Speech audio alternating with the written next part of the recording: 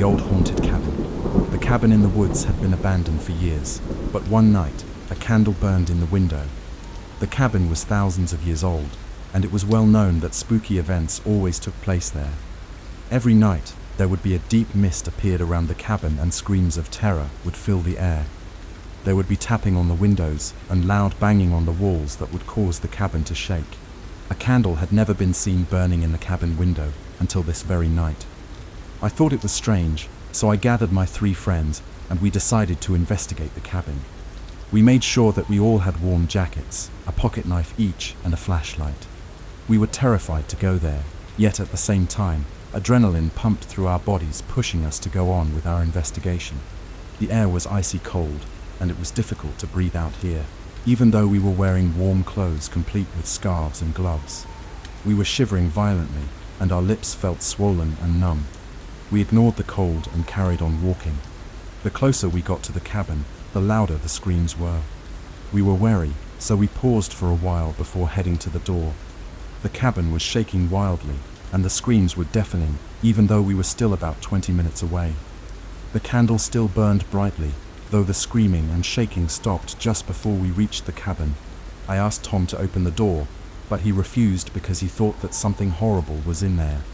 I didn't blame him. After all, there were a lot of weird events happening around us. Craig, on the other hand, ignored us and booted the door open. He thought that some kids might be playing a prank on us. Craig had never believed in supernatural events. He thought it was all bullshit. The door slammed shut in our faces, so Craig gave it another more violent boot. The door flew open with some force that was more forceful than Craig's boot, almost knocking us over. A loud scream came from inside the cabin, but we ignored it and stepped inside anyway. All 3 of us started choking violently from the minute that we stepped inside. The cabin was extremely misty, and there was a huge smell of gases in the air. Our throats convulsed, leaving us feeling like we were being strangled and gasping for breath. Steve walked over to the candle, which wasn't set by a window, but was set on a table lighting up a map. Still, the candle was unusually bright, and you could see it burning in the window from outside. There were 3 tattered old musty books on the table, and Steve attempted to pick one up. However, he let out a scream and dropped it to the floor as the book had erupted in flames in his hand. Steve's scream triggered more screaming, which sounded like there were thousands of others surrounding us, though we couldn't see anyone. Suddenly, out of nowhere, thousands of shimmering blue faces lit up the cabin. Each face was round with what looked like faded wrinkles around the eyes and wide mouths. The screaming became louder, and these faces circled us using extremely fast motions that were getting faster by the minute. They suddenly became a big blur of blue flashing light. Then there was a violent wind that knocked all 3 of us off our feet and into the air. We were spinning so fast that the whole cabin looked like a blue lightning storm, even though it was only lit by candlelight, which we could no longer see.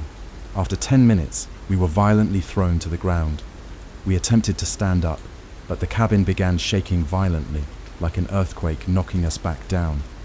The door began opening and slamming wildly, in between flashes of brilliant blue light that seemed to appear just outside of it. Everything went silent for a while, so we all decided to stand up. We were scared out of our minds, and we ran to the cabin door in an attempt to leave. We didn't get very far, as we were knocked back by a large blue bolt of lightning that flung us back into the middle of the cabin. Our stomachs felt like they had been boiled from the inside, as the bolt had hit us all in the middle of our stomachs. I retched and then vomited violently, which caused my stomach to feel like it was being ripped open from the inside. I could hear the others. They too were vomiting. The cabin now smelled 10 times worse, besides the stench of death that surrounded us. It was pungent, and we knew none of us was going to make it out of here. Tom let out a piercing scream.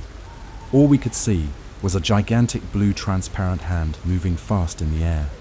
We heard heads banging into the sides of the cabin, bones cracking, and finally a deathly gurgling. Then suddenly there was a loud thud followed by silence. I tried calling Tom's name, though I got no reply. I knew he was now dead. I sat there, frozen with my mouth open in horror. I couldn't move or speak, and Steve was quiet too. We knew there was something strange about this cabin, though neither of us expected this. We also knew that we had to try and get out of here before we were murdered too. I managed to force myself onto my feet. Steve remained where he was because he couldn't feel his legs. However, I couldn't just leave him there, so I felt my way through the dark and attempted to help him up. I managed to stand him up, but no sooner had I done that before I felt a bone-breaking punch in my back, which threw me across the room. I banged my head hard against a cabin wall, which disoriented me for a bit. As I was just coming around, I heard several loud shrieks that sounded like several monsters had flown over the roof of the cabin. The cabin filled with brilliant blue light and shook violently again. It was almost impossible to stabilize myself, even though I was holding on to the cabin walls. I heard a chilling scream come from Steve, and I heard the sound of body parts being thrown around the room. It was completely dark as the candle had now burned out, and I was more than terrified. The room suddenly fell silent again. I listened intently, waiting for the screaming and shaking to start again. When I was sure that I was safe, I attempted to move. However, I heard a cracking and squelching sound which sounded like body parts fitting themselves back together. I attempted to back away from the wall, aiming slowly for the door, though I could hear footsteps and shuffling coming toward me. I stopped moving, hoping that it would stop whatever it was from moving. It worked for a few minutes, though when I moved again, I was greeted by a shadow of something that looked human which stood in front of me and placed either of its hands on each side of me, on the wall, stopping me from escaping. I felt an icy cold tingle on my neck, and I could smell the breath of several dead rats. I knew that I couldn't afford to freeze this time, or I would end up dead, so I ducked and tried to tipple over underneath the thing's legs. I succeeded, though a huge, brilliant white tornado cloud appeared above me and swallowed me up with it, spinning me until I landed with a thud back into the room. Several shimmering and gaping faces had surrounded me again, and they were spinning fast. They united, forming one massive face with a very wide jaw, blowing a violent wind out of the mouth. I managed to feel a bar on the wall behind me, and I clung to it for dear life. The thing must have given up because the room went dark again, and this time it stayed quiet for longer.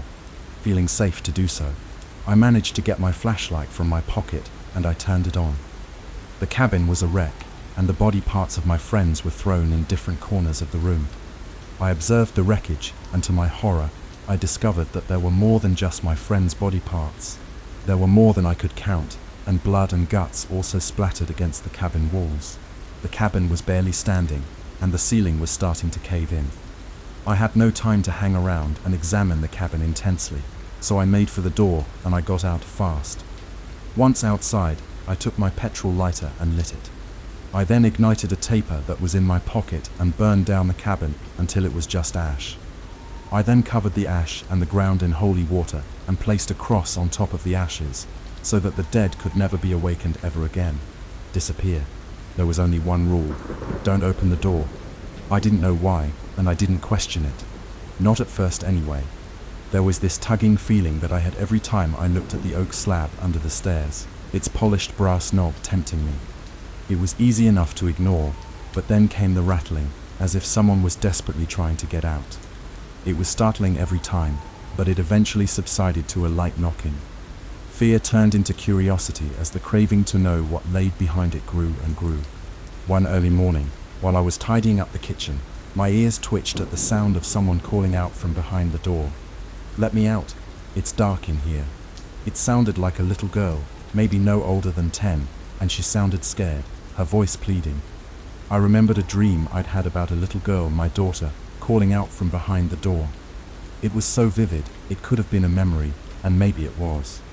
Temptation grew, and I slowly reached for the knob, but pulled back, remembering their one rule. "Mommy, are you gonna let me out?" My heart ached at the pleading notes in her tone, and I felt I had to help her. I reached out for the handle once more and turned. There was only one rule: don't open the door. I'd had a dream about having a roommate being trapped behind the door. It was so vivid, I thought that it might have been a memory, but I waved it off as my own mind playing tricks on me. Then I heard her calling out from behind the door under the stairs.